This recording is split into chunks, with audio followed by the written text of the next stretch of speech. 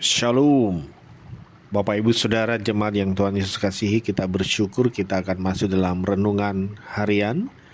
Sebelumnya mari berdoa.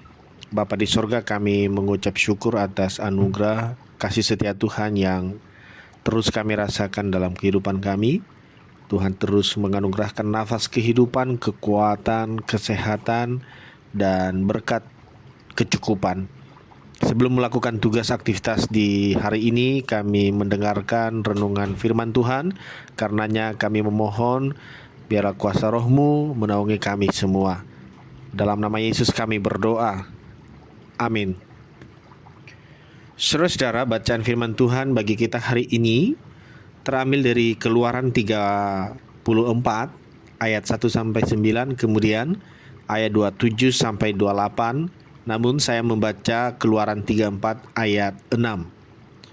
Berjalanlah Tuhan lewat dari depannya dan berseru, Tuhan, Tuhan Allah penyayang dan pengasih, panjang sabar, berlimpah kasih-Nya dan setianya. Saudara-saudara, melalui bacaan ini tema firman Tuhan bagi kita ialah menemukan kasih karunia di tengah kegagalan. Untuk memahami kedalaman Keluaran pasal 34, tentu kita harus mengingat apa yang terjadi sebelumnya, bahwa bangsa Israel baru saja melakukan dosa besar, yaitu penyembahan berhala berupa anak lembu emas. Dalam kemarahan dan kekecewaan yang mendalam, Musa membanting dua loh batu pertama yang ditulis langsung oleh jari Allah, di mana itu sebuah simbol yang sangat tepat untuk menggambarkan perjanjian yang telah dihancurkan oleh ketidaksetiaan manusia. Kisah ini bisa saja berakhir di sana. Manusia gagal, perjanjian batal. Namun di Keluaran 34 menunjukkan realitas yang berbeda tentang siapa Allah sebenarnya. Ada beberapa poin yang menjadi pokok renungan kita. Pertama, bahwa Allah memberi kesempatan kedua, ayat 1-4. Tuhan berfirman kepada Musa, pahatlah dua loh batu sama dengan yang mula-mula. Tindakan ini sangat simbolis bahwa Allah bersedia memperbaharui perjanjiannya, tetapi kali ini ada proses yang harus dilalui. Musa harus memahat batu itu sendiri dan mendaki Gunung Sinai keesokan paginya. Kasih karunia Allah selalu tersedia bagi mereka yang jatuh. Tetapi pemulihan seringkali menuntut pahatan dari pihak kita, sebuah tindakan pertobatan yang aktif. Ketika kita menghancurkan sesuatu dalam hidup kita melalui keputusan yang salah, Allah tidak serta-merta mengembalikan semuanya seperti semula atau seperti sulap gitu.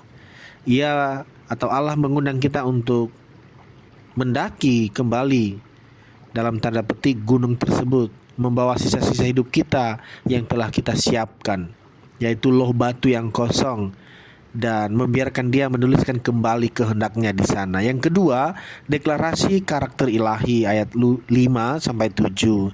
Ini adalah puncak dari bagian ini dan mungkin salah satu wahyu terpenting di seluruh perjanjian lama, bahwa ketika Allah turun dalam awan, Ia tidak memulainya dengan memarahi Musa atau mengungkit dosa anak lembu emas. Sebaliknya, Ia mendeklarasikan nama dan karakternya.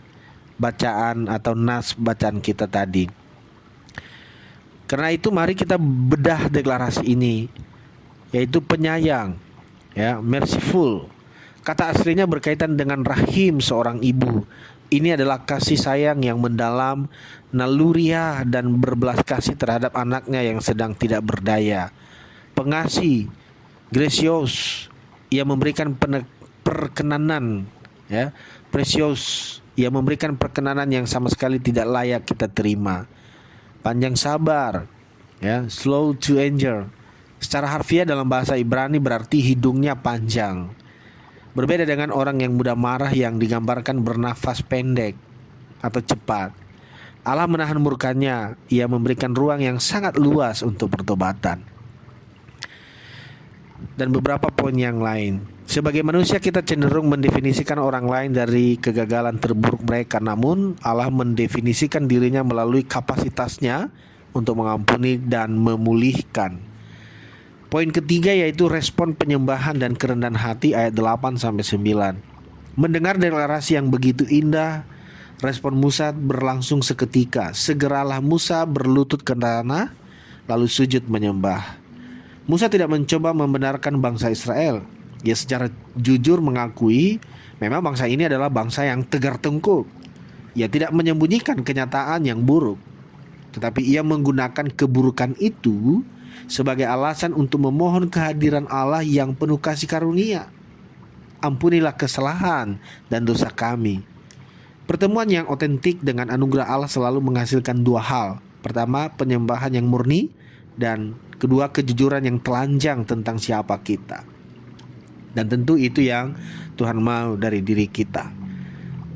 Terakhir, keempat, yaitu keintiman yang mengubah ayat 27-28. Musa berada di atas gunung itu selama 40 hari 40 malam tanpa makan roti dan minum air.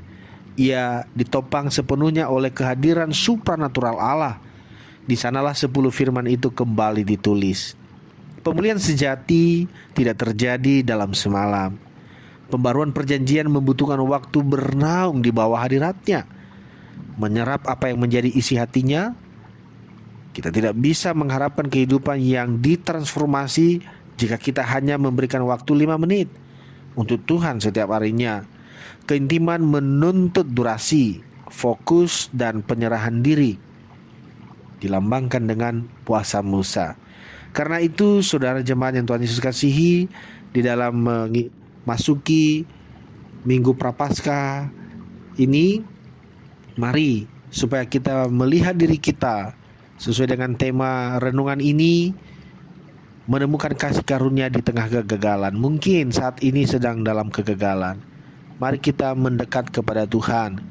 Bila memungkinkan kondisi fisik kita, ya, dan juga memaknai minggu-minggu Paskah yang akan kita jalani adalah tepat apabila kita mengambil waktu untuk berpuasa, ya, berdoa di hadapan Tuhan sebagai tanda bahwa kita menyesal atas semua dosa yang kita lakukan, atas kegagalan yang terjadi, sehingga kita dapat merasakan kebaikan Tuhan.